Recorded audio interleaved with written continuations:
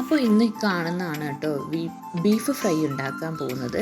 അപ്പോൾ കുറേ നാളത്തെ ആഗ്രഹം കേട്ടോ വിറകടുപ്പിൽ ബീഫ് ഫ്രൈ ഉണ്ടാക്കി കഴിക്കുക എന്നുള്ളത്.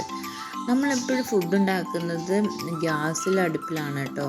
ഗ്യാസിൽ കുക്ക് ചെയ്ത് കഴിക്കുന്നതിലൊരു വേറെ ടേസ്റ്റാണ് അല്ലേ. അടുപ്പിലുണ്ടാക്കി കഴിക്കുന്നതിൻ്റെ ആ ഒരു രുചി, അത് അടുപ്പിലുണ്ടാക്കി കഴിക്കുന്നതിൻ്റെ ആ രുചി ഒന്ന് വേറെ തന്നെയാണ്. അപ്പോൾ നമുക്കിന്ന് അവസരം കിട്ടിയിരിക്കുകയാണ്, നമ്മൾ നാട്ടിലേക്ക് പോയിരിക്കുകയാണ്. ഓട്ടിന് വന്നപ്പം നമുക്കതിനൊരു ഭാഗ്യം ഉണ്ടായി. അപ്പോൾ നമുക്ക് ബീഫ് ഫ്രൈ, അതും വീട്ടിലെ അടുപ്പിലല്ല, മുറ്റത്ത് അടുപ്പ് കൂട്ടിയിട്ട് ഒരു ബീഫ് ഫ്രൈ ഉണ്ടാക്കാമെന്ന് പ്ലാൻ ചെയ്തു. അങ്ങനെ നമ്മൾ ബീഫ് ഫ്രൈ ഉണ്ടാക്കാൻ വേണ്ടിയിട്ട് പോവാണേ.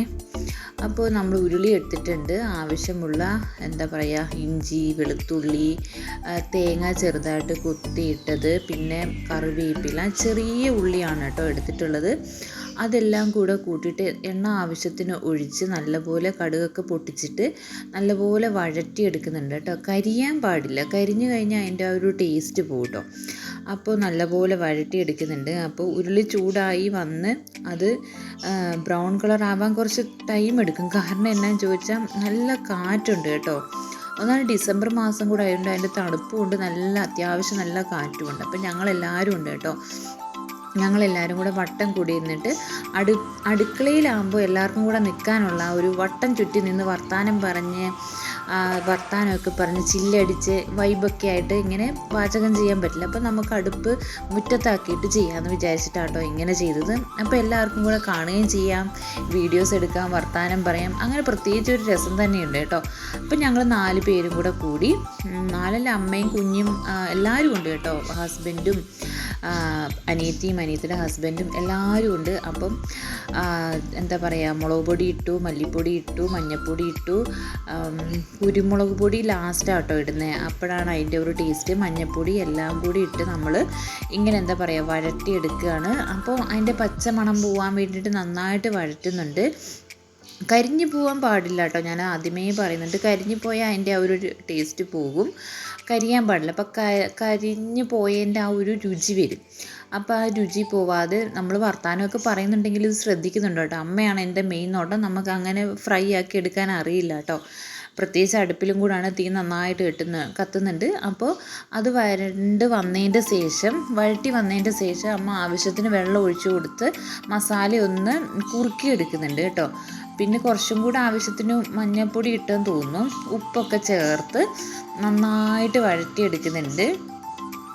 കാറ്റ് നന്നായിട്ടുള്ളത് കൊണ്ട് പുക എല്ലാവരുടെയും മുഖത്തടിക്കുന്നുണ്ട് കേട്ടോ. അത് രസമാണ് കേട്ടോ. നമ്മൾ ഈ ഫ്ലാറ്റിലുള്ള ജീവിതമായതുകൊണ്ട് പുകയൊക്കെ അടിക്കൽ കുറവാണ്. അപ്പോൾ നാട്ടിൽ പോകുമ്പോഴേ ഇങ്ങനത്തെ കാര്യങ്ങളൊക്കെ നമുക്ക് ഒരുപാട് എൻജോയ് ചെയ്യാൻ പറ്റത്തുള്ളൂ. അപ്പോൾ അതൊക്കെ എൻജോയ് ചെയ്ത് പുകയൊക്കെ വർഷത്തിൽ 1-2 പ്രാവശ്യം കിട്ടലുള്ളൂ. അത് എൻജോയ് ചെയ്ത് ആവശ്യത്തിന് ബീഫ് വാങ്ങിച്ചിട്ടുണ്ടായിരുന്നു, 4-5 കിലോ ഉണ്ടായിരുന്നു കേട്ടോ. എന്നാലേ വരട്ടി വരുമ്പോൾ ഉണ്ടാവുള്ളൂ. അപ്പോൾ നമ്മളത് തിളച്ച് വന്നതിൻ്റെ ശേഷം ബീഫ് പിഴിഞ്ഞ് വെച്ചത് അതിനുള്ളിലേക്ക്, കഴുകി വൃത്തിയാക്കി വെച്ചത് അതിൻ്റെ ഉള്ളിലേക്ക് ഇട്ട് കൊടുത്ത് മസാല എല്ലായിടത്തും എത്തേണ്ട വിധം നമ്മൾ ഇളക്കി യോജിപ്പിക്കണം കേട്ടോ. എന്നാലേ എല്ലായിടത്തും എത്തുള്ളൂ. അപ്പോൾ അത്യാവശ്യം പോലെ നല്ലപോലെ ഇളക്കി യോജിപ്പിച്ച് അടച്ച് വെച്ച് നമ്മൾ വേവിക്കണം. എന്നാലേ ബീഫ് വേകാൻ കുറച്ച് സമയം എടുക്കും. കുക്കറാണെങ്കിൽ ഒരു 8-12 വിസിൽ മതി. പക്ഷേ ഇത് അടുപ്പിൽ വെച്ച് വേകുന്നതുകൊണ്ട് നന്നായിട്ട് വേകണം, എന്നാലേ അത് നല്ല ടേസ്റ്റിൽ നമുക്ക് കഴിക്കാൻ പറ്റുള്ളൂ. അപ്പോൾ അത് ഇങ്ങനെ നല്ലപോലെ ഇളക്കി യോജിപ്പിക്കുന്നുണ്ട്. എല്ലാവരും ഇതിൻ്റെ ഒപ്പം ഇരുന്ന് വർത്താനമൊക്കെ പറഞ്ഞ് നല്ല രസമായിരുന്നു കേട്ടോ. നാട്ടിൽ പോകുമ്പോൾ കിട്ടുന്ന ഒരു അനുഭവങ്ങളാണ് ഇതൊക്കെ. അപ്പോൾ ഞാനത് ഓർത്തൊരു വ്ളോഗായിട്ട് എടുക്കാം, ഇതൊക്കെ ഒരു ഓർമ്മകളാണല്ലോ. അപ്പോൾ അങ്ങനെ ബീഫ് നല്ലപോലെ വരട്ടി അത്യാവശ്യം വെള്ളം, ബീഫ് വേകാനുള്ള വെള്ളവും വെച്ച് നമ്മൾ ഇളക്കി യോജിപ്പിച്ചതിൻ്റെ ശേഷം അടച്ചു വെക്കും കേട്ടോ. കുറച്ച് നേരം അടച്ചു വെക്കുള്ളൂ, കാരണം പിന്നെ ആ വെള്ളം ഇറങ്ങും. അങ്ങനെ വെള്ളമൊക്കെ പോയി വെള്ളം വറ്റിക്കാനെടുക്കാൻ കുറേ സമയം എടുത്തു കേട്ടോ. നമ്മൾ ആ വെള്ളം വറ്റുന്നിടം വരെ ഇരുന്ന് ഇളക്കി കരിയാൻ പാടില്ല, കരിഞ്ഞു കഴിഞ്ഞാൽ അതിൻ്റെ എല്ലാ ടേസ്റ്റും പോകും. അപ്പം വഴറ്റിയെടുത്ത് എടുത്ത് നമ്മൾ ഈ പരുവത്തിനാക്കി കേട്ടോ. ഇതിൻ്റെ ഒരു പകുതി എത്തുമ്പോഴത്തേക്കിന് കുരുമുളക് പൊടി ഇടുന്നുണ്ട് കേട്ടോ. കുരുമുളക് പൊടി നല്ല അത്യാവശ്യം ഇട്ട് ബീഫ് വരട്ടി എടുത്ത് നോക്കിയേ, നമ്മുടെ ബീഫ് ഫ്രൈ റെഡി ആയിട്ടുണ്ട് കേട്ടോ. അപ്പം നാട്ടിൽ പോകുമ്പോൾ എല്ലാവരും ഇങ്ങനെ ആക്കിയാണോ എന്നൊന്ന് കമൻറ്റ് ചെയ്യണം കേട്ടോ. ഇത് കുറേ നാളത്തെ എൻ്റെ ഒരു ആഗ്രഹമായിരുന്നേ. അപ്പോൾ ശരി, ടാറ്റ, ബൈ ബൈ.